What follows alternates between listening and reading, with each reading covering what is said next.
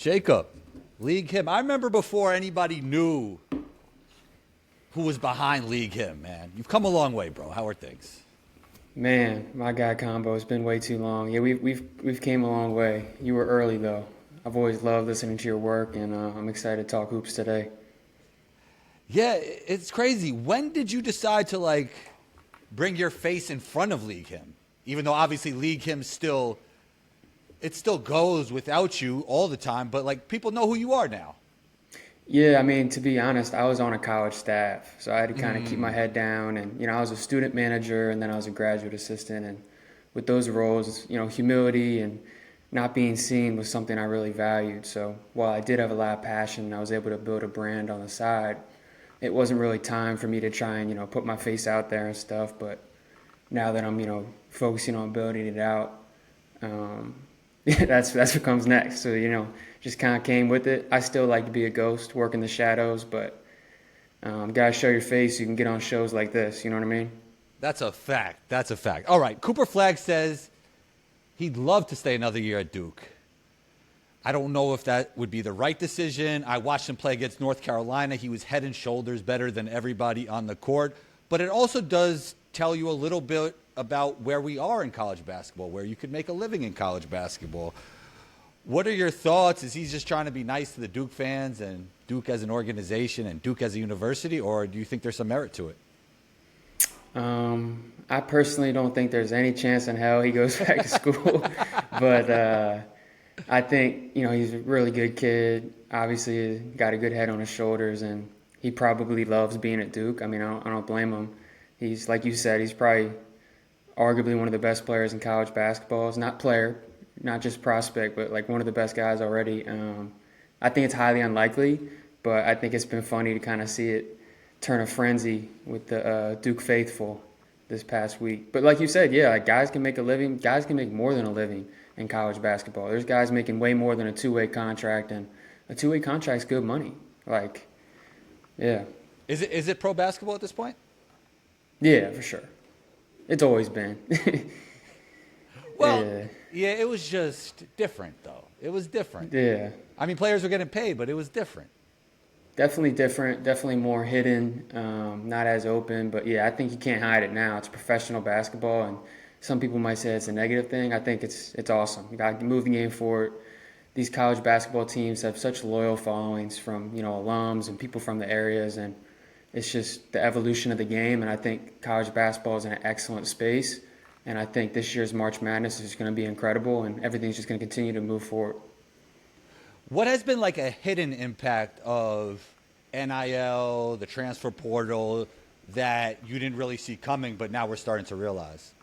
I would say, honestly, probably the biggest thing is January, February, a lot of college staffs, they're having to worry about roster management in the middle of the season, which is, problematic because there's not contracts and anything. So that's the next step. It's get more contracts involved. I know some agents, some schools, work out these deals with the collectives, but there needs to be a little bit more structure with players, whether it's, 1 or 2 year deals, stuff like that.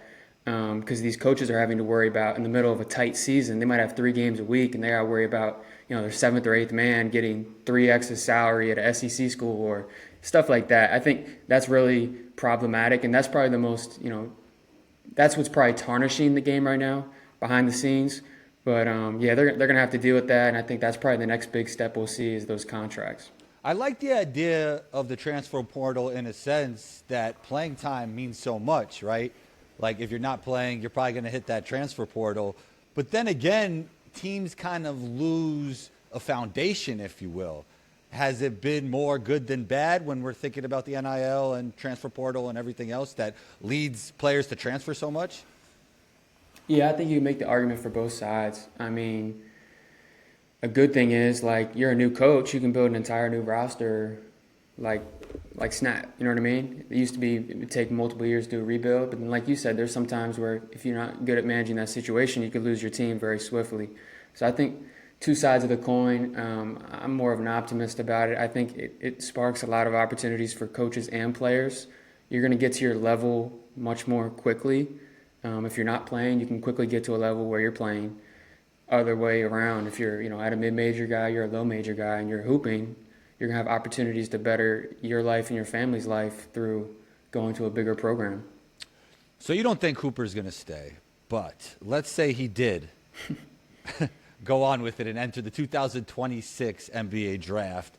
Who do you think a team would choose first? Who do you think has the higher upside? Who do you think's the better prospect, him or AJ? I'm happy. This is an awesome question. So I'm happy you said this. So I actually saw them within the same 24 hours a couple weeks ago. I saw Cooper at Duke, and then he played against Boston College, and then AJ played in the hoop hall in Springfield, Massachusetts, against some of the best high school players in the country. A lot of other guys were there. Nate Ament, Darren Peterson, Boozer twins. I personally think, after seeing all those guys, I think from an upside standpoint, I think AJ Dybantsa is in a tier of his own. Just from like the physical tools, he's 6'9", he's got this creativity off the bounce. He's quick twitch, like he's just an elite athlete, and then he's got this priceless charisma to him. He's got that swagger, that confidence. So I think him compared to all these guys probably is the highest upside. But the thing with Cooper is, like we kind of said a little bit earlier, he's head and shoulders above most of everyone in college basketball already. At 18 years old, he can do so much to impact winning. So in his own right, he's kind of already that level, and there's no reason why he wouldn't continue to sharpen his game. I think you can even see that this year. To Coach Shire's credit, they've played through him a lot. They put him in situations early as a freshman, big games where ball was in his hands at the end of the game, and he turned it over a couple times. He struggled at the end of games on a big audience, but I think that's something he's actually evolved throughout the season. So. I mean, pick your poison. A lot of these guys, Dylan Harper, Ace Bailey, some of the other high school guys that are coming next year, Darren Peterson, Nate Ament, Cam Boozer, like all these guys are like heavy hitting, like blue chip prospects. So it's pick your poison. But if I'm going strictly upside and I can't get fired, you know what I mean? I'm going with AJ. Yeah, so, you think AJ has the higher upside than Cooper Flagg. With that said, what do you feel are the improvement areas for AJ Dybantsa? The shooting, definitely the shooting. That's the next step for him, being a more consistent three-point shooter, and then everything else he kind of already has. Defensively, he can make a play whenever he wants with the physical tools he has and the anticipation, the instincts. He's a smart player. And then, as he continues to evolve as a shooter, he has the handle, he has the ability to read, the help and make passes. So everything will open up once he continues to evolve as a shooter, both off the catch and off the dribble. Who does AJ remind you of? That's a good one. I've been thinking. I don't really have a perfect comp for him. No two players are exactly the same. That. Yeah, not at all. I think if you're going to make them, I think I would give the advice to people like, don't do them off stats. Don't do them off raw. I say you have to do it first and foremost off of their body composition, how they are as an athlete. I think that's probably the safest way to do it. But yeah, he's unique. I think he's kind of this mega wing that all the teams look for and scour the globe for, where he can initiate your offense through him with creativity, and then defensively he can be someone that can, guard up and down a lineup. So that's what everyone's looking for, right? Is it PG-13 on offense and Kawhi on defense? Is it something like that? That's kind. I mean, that's very kind. Yeah. I mean, he's an uber athlete. Like he's super twitchy. Yeah. So that is definitely, true. It does remind you of that kind of he's 6'9" too. So I can see why you say PG. He's got that ability to change levels with his handle and get to his spots, playoff counters. And then he's picking up full court when he wants. Yeah, he can definitely defend. I mean, long arms, like we said, super athlete, and then he's a smart basketball player, so he can definitely make an impact on that end, and he's super competitive. Is there a world where Ace Bailey actually has more upside than Cooper and AJ? Yeah, wow. Surely. Ace Bailey, for those listening, Rutgers, 6'9", freshman wing. He's also 18. Just a natural shot maker. He's got effortless range, effortless touch. He makes shots that few people in the world can make. And then defensively as well. I've been at some games this year where I'm like, damn, he's really making plays off the ball, rotating for blocks, getting deflections. He is just scratching the surface of what he could be. And I'm not trying to hype up all these guys. Just, we're fortunate right now. We're at a point where the next two draft classes have some really, really marquee talents. Is there any concerns with Rutgers not being as good as they should be with two top 5 picks? I think that's a valid question. Me personally, being a Big Ten guy, I've been around that conference for, several years now. I personally am not, just because the makeup around them, I don't think it's really a team that's built to like win the Big Ten, if we're being blunt. With all respect to that staff, their team. I don't think they're built that way, to be honest. But I do think, winning's obviously important, and NBA teams are scouting them, and they want to see them impact winning. They want to see them win, and it's not looking like they'll be in the tournament unless they make a run in the Big Ten tournament and get a automatic bid. But yeah, me personally, not too much. I think their individual talent, respectively, is so high that you can't really get tarnished by that. But I could see why. It's a valid question. Winning's everything. And what have you noticed about Dylan's kind of his development so far this season? Yeah, so Dylan's someone who came out the gate and just absolutely dominated at the, I think it was called I don't know the name of it, a tournament in Vegas. A lot of big teams were there: Alabama, San Diego State, Oregon, a bunch of heavy-hitting names, and just dominated. And he was one of those guys, at Hoop Summit, he's picking up full court, and he's guarding, he's getting downhill whenever he wants, making shots, and you kind of had a feeling he was going to be ready to impact winning at a high level immediately. He's someone, though, a lot of freshmen, they struggle in the middle of the season. He had a unique January. He injured his ankle. He had a bad case of the flu. He lost like 12 pounds. So he had to navigate that over January, but now he's kind of back to full health, and he had a terrific performance the other night, like 34 points, super efficient. But yeah, he's definitely evolving. He's super well-rounded, big shoulders, like a real big guard. He's like strong. He can push you off his spots, gets downhill, finishes with both hands. Really tough dude. And then defensively, that was the thing, top of my notes at the Hoop Summit practices back in the spring, where a lot of the top high schoolers were at. And my first thing I wrote down was like, man, he can be a menacing defender. He's 6'6", got a 6'11" wingspan, super strong. Then he's smart, good instinct. So he's the type of guy that, when you're projecting him to the next level, he's someone you can depend on having a pretty solid long-term outlook on both ends of the floor. And when you're comparing him to VJ, would you say that he's more crafty, more skillful, and VJ's just a better athlete at this point? Yeah, VJ is arguably the best athlete in the entire draft class. I mean, There's things he does on a basketball court that me and you pray we could do, right? Like top tier, 99.9 percentile, explosive, quick twitch athlete. I have something coming out soon, a little film cut up. It's like he has the most snatches, I call it, in the country. Well, he'll attack the glass and just snatch out of somebody else's hands, dunk it with two hands. But yeah, skill-wise, he's not exactly at the level of refinement that Dylan is. He doesn't have that tight of a handle. He's not as skillful, getting to his spots in the mid-range, or he doesn't have maybe that creativity in the pick and roll. But VJ's someone who's taken a lot of strides over the past 2 to 3 years, and he continues to get better and better. And he has a good feel for the game, and I think something that he's really evolved in throughout the years. One, as a shooter, he's been very efficient as a three-point shooter. That's something scouts are really looking at. And then he's continuing to tighten the handle and get a little bit more refined with his creativity. But yeah, you kind of painted it correctly comparing the two. And who would you have as the better NBA prospect, Dylan or VJ? I think Dylan pretty clearly. But VJ definitely has a lot of upside to tap into. But I think right now I'd go with Dylan Harper. Yeah, and you think out of Ace and Dylan, Ace is the better NBA prospect from Rutgers at this point? It's tough, right? Man. I think that top three is like, I'm building my board. Fit, you could go with fit at that point, maybe? Maybe. I mean, you get in trouble when you go with fit, but maybe like organizational kind of, like we'll see. For me, like building out my board, that top three of Cooper, Ace, and Dylan, no matter the order, I think that's like sharpied in as the best three prospects in the class. Right now, I go back and forth between Dylan and Ace, to be honest. I think Dylan's definitely a safer pick, but if we're going upside, and don't get me wrong, Dylan has tremendous upside. He's a big guard.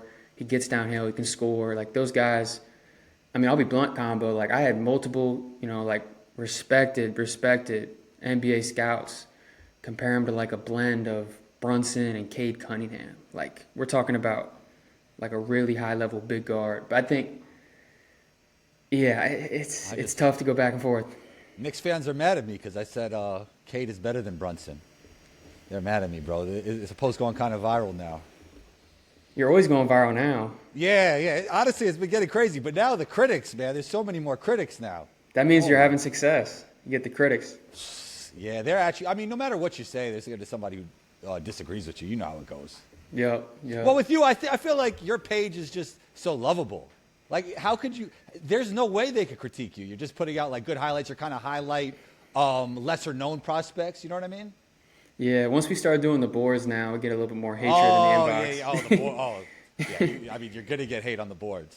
Yeah, it's part of the business, but you gotta try your best. And I get it, like you're ranking human beings, like that's not something you take lightly. But I take confidence in the process that I do and we do, and you gotta try your best. But that's a tough comparison, Brunson and Cade. Cade's been phenomenal this year. I've always been a big fan of both. Yeah, I just think Cade's a better basketball player. I think Brunson scores better, but I would say Cade probably does everything else better at this point, in my opinion. It's hard to like pick apart Cade's game. You know what I mean? I mean, he has that like he just makes first of all, he's never had a great supporting cast that fits him perfectly yet. Mm-hmm. Even from Oklahoma State. Yeah, definitely. He took that team to the tournament. Yeah. And like we were talking about Cooper being the best player in college basketball, like he was that, and it was obvious. Undoubtedly, yep. I wanted to go to a little bit more of a sleeper. And I love the modern NBA, the modern basketball in the sense that people are trying new things, and you see Danny Wolf at 7 foot, 250 pounds, with his ability to be the primary pick and roll ball handler. He's such an interesting, unique prospect, but how do you think his game will translate to the NBA level?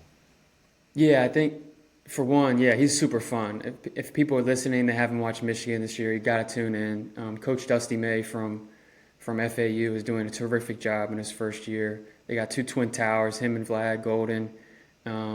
It starts with Wolf. I mean, I checked before we got on the call to get the updated number.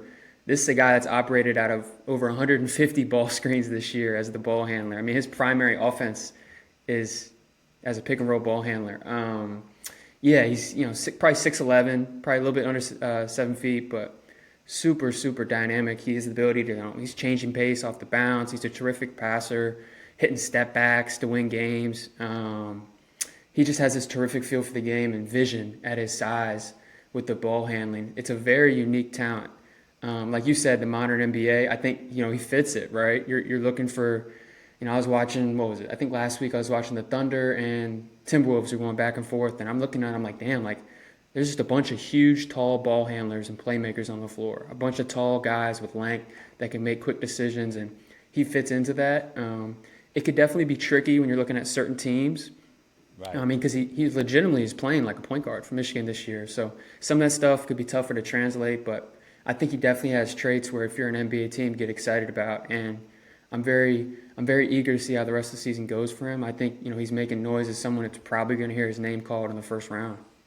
It's so interesting because as a role player, the 3 things I look at, I was actually thinking about this today. Can you guard anyone? Can you guard everyone? Can you shoot? And it'll be interesting to see if a team will give him the keys. And then if not, he has to kind of answer those questions, right? Like that kind of stuff. Like where does he land on the shooting and defensively in the NBA? Yeah, it's kind of tricky. It's like usually a prospect, people complain about, like their coach doesn't give them in the perfect situation or they're not being used the right way. Like, no, like Dusty May has put him in the perfect situation to showcase his gifts. And maybe a situation that no other coach would have put him in. It's quite possible. Yeah, exactly. That's kind of what I'm saying. So, like, you get into the point where, like, all right, how is this going to scale down? Like, if he's on the Knicks, like, you're not taking the ball out of Jalen Brunson's hands. If he's on the Pistons, you're not taking the ball out of Cade's hands. Right. But, like you said, he's got some of those traits where he can impact the game. But it is one of the more unique prospects in the class, and I think he'll have a heavy microscope on him. Like this last month of the season, they'll be in big-time games. They're going to hopefully make a run in March Madness. They're one of the best teams in the Big Ten. But, I'm really hoping for in the Big Ten tournament, I want to see Maryland versus Michigan. That'd be an awesome Big Ten tournament. Maryland also has 2 bigs, Derek Queen, who's a potential lottery pick, and Julian Reese. So that'd be fun to see, those 2 big men go back and forth. Lee Kim was always about the sleepers, right? Always about the guys not getting enough credit. So who's the biggest sleeper in the 2025 NBA draft? Gotcha. There's always sleepers that emerge. I think, it could be more than one. It could be more than one. Yeah, for your audience, I'd probably hone in on a player I'm going to see tomorrow, actually, Rasheer Fleming. Have you seen him? No. So he plays at St. Joseph's University. He played high school basketball with Aaron Bradshaw and DJ Okay. Wagner, two Oh, big okay. names. Yeah, definitely. Yeah, at Camden High School. He's an East Coast kid. 7'5" wingspan, 6'9". Was kind of always one of these sleeper types, right? Like NBA scouts knew of him, but he never really put it together. Always, checked all these boxes. Like people raved about him at the St. Joe's program, and you know, he had a solid freshman year, a little bit more promising as a sophomore year, and he got invited to Damian Lillard's Formula Zero camp this summer. Some of the best players in the country, high school and college. Some of the guys we mentioned already, Darren Peterson, VJ Edgecombe was there, Asa Newell for Georgia, who's going to be a first-round pick this year. And he just dominated combo. He dominated. He's knocking down threes. He's attacking closeouts. He's finishing with both hands. He's guarding like these premier ball handlers. And I'm like, all right. I'm looking to my left and right. Like most NBA teams are there. We're like, all right, looks like it's going to be the year for him. And man, it's been a really strong junior season. He's someone that is swiftly rising up draft boards. He was the best player on the floor in their games versus Texas, Villanova, Texas Tech. He's shooting 43% from three. He's blocking shots. He's dunking. He's a tremendous rebounder. And then defensively, he really can move his feet, and he has tremendous length. So, we're talking about Danny Wolf with some of that stuff that's tougher to scale down. He's kind of the opposite, where he's showing all the traits that you can very easily see needed on all 30 NBA teams with his, shot blocking, his defensive range, and then the ability to knock down threes at a high clip. So that's probably the one guy I'd circle is like, you need to know him. Right now, St. Joe's probably won't make the tournament. They could make a run, but that's someone maybe watching the Atlantic 10 tournament, which will be at Capital One Arena in D.C. next month. And then some other names, Neat Clifford for Colorado State. That's a good name to know. Super senior wing. Really cool story. He started at Colorado, didn't play much as a freshman or sophomore, role guy as a junior, transfers, in the same state to Colorado State, and, he's been their best player the past 2 years, and he's been absolutely terrific this season. He's in our first round on our board. Another two names I'll give you, also in the Mountain West, Miles Bird and Magoon Guath for San Diego State. Guath is a redshirt freshman, 7-footer. He's knocking down threes. He's pretty fluid for his size, and I think he leads the country in blocks right now. So he's a really interesting player. Not sure if this will be the year for him, but he's definitely grabbed the attention of NBA teams. Miles Bird is a wing for them, junior. Also, great story, man. Like started as a freshman, played a little bit more as sophomore, and now he's kind of growing in his third year. I guess he's a redshirt sophomore, but he also has some of those traits we talk about. He's about 6'6", he's got long arms, he can shoot, he's got a good feel for the game, and then defensively, he's blocking shots, getting steals. He has excellent instincts, so he's someone to know for sure. And then we could do a whole episode. I could give you 20, 30 names. Maybe they're not draft picks, but we'll get into that next time. Most definitely. You've been curating basketball content for a long time now.